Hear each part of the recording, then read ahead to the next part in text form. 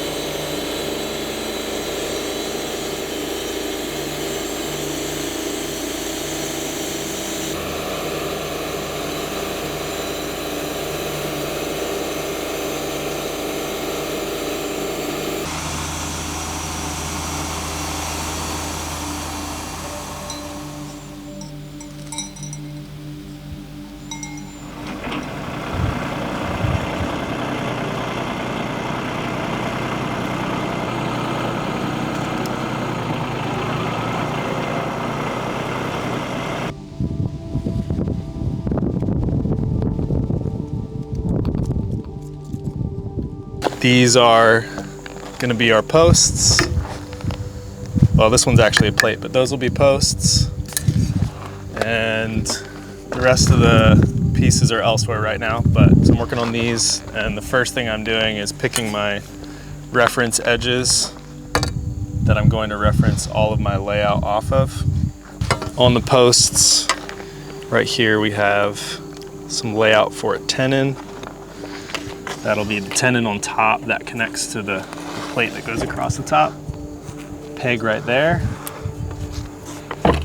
Those are the sides of the tenon. This is a tie that's going to go in between the front and back wall. So this is actually a mortise. And then coming down, this is layout for a brace that's going to connect up to the tie that comes out like this. And there will also be, I'm about to lay out a brace down here that'll come up and connect to the plate that comes like this.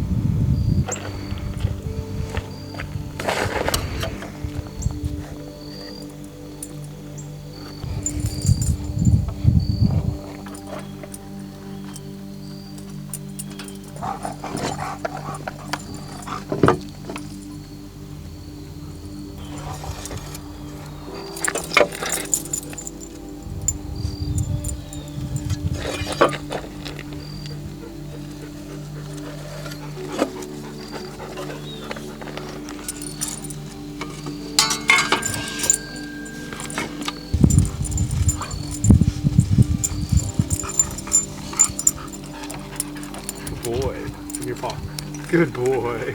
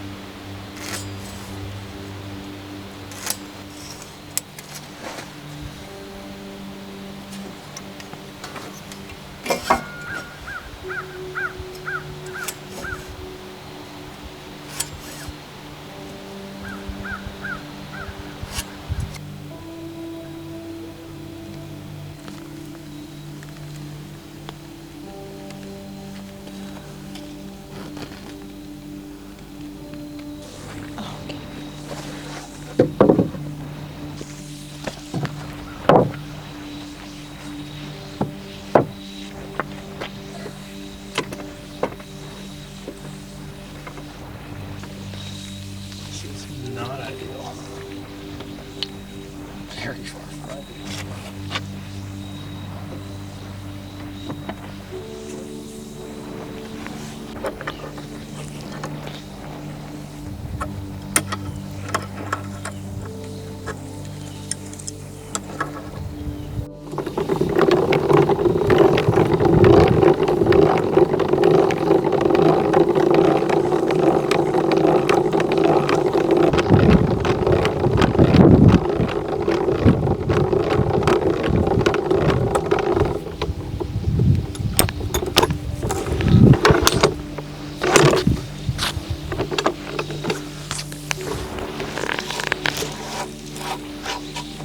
One down.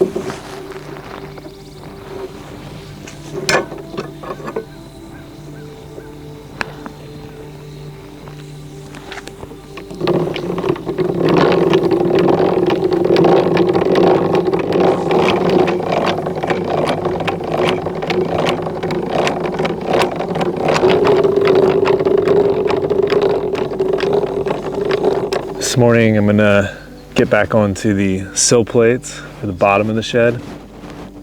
Over the last couple days, spent some time drilling out for different mortises and pegs, but this morning it's gonna be a little bit simpler.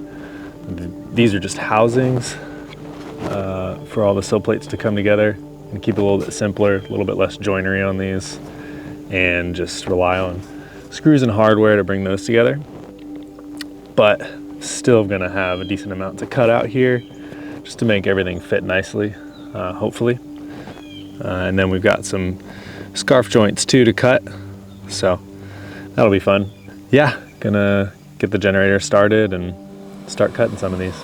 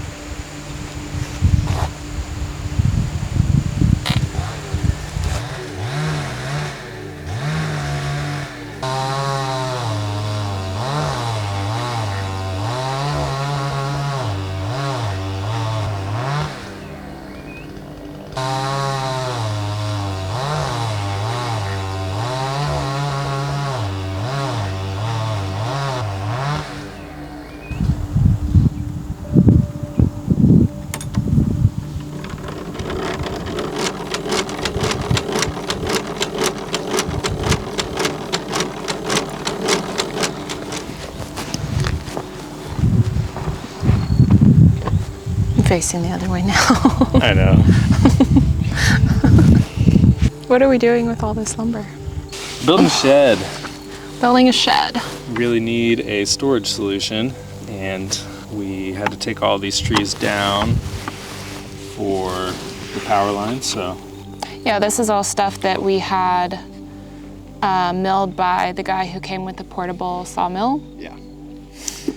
And we have what, like maybe 85% of what we need for the shed? Yeah, we have all of the timbers, so the structure itself. I'm actually talking to a guy right now about getting some wood for the siding. Yeah. Milled. Somebody local who has a sawmill.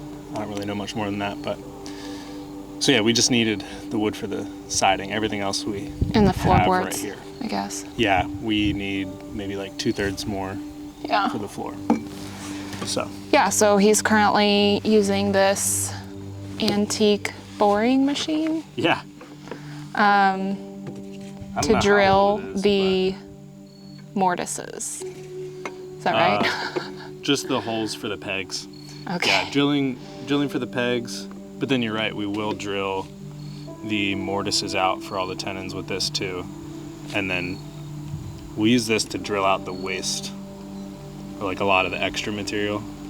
That's not the right way to put it. And then like chisel around the and hole. then just chisel to the lines of the mortise from there. So yeah, it's working pretty well.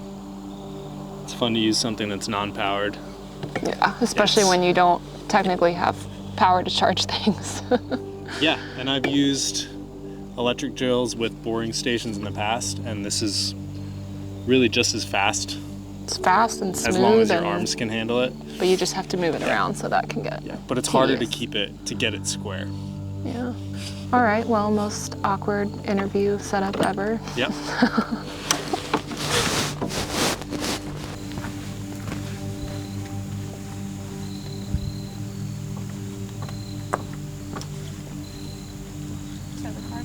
Yeah.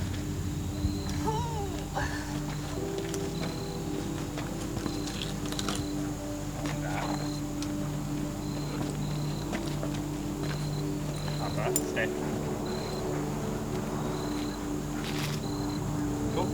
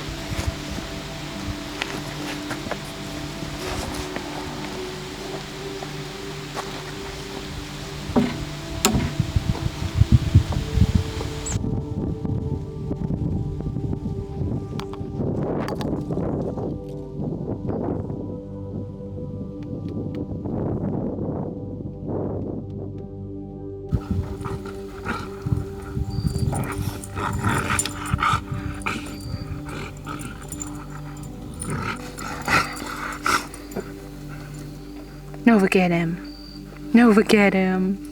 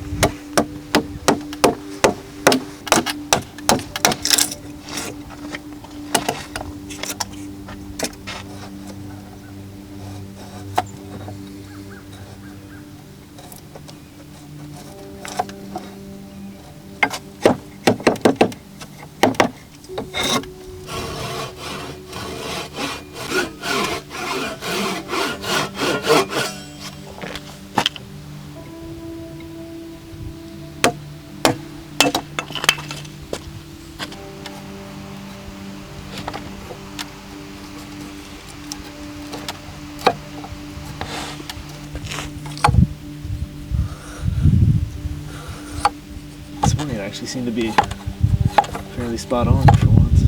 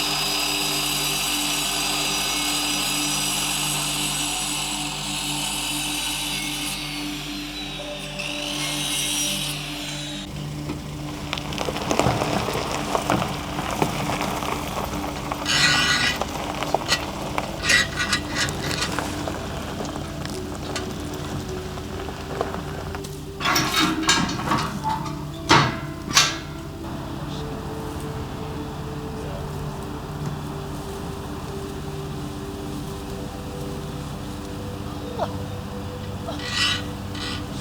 2, 3.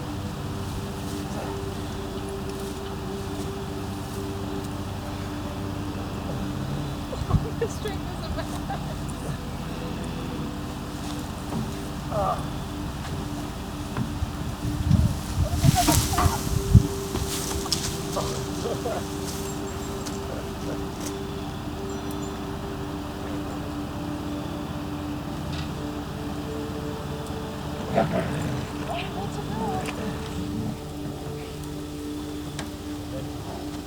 But not too much. Enough.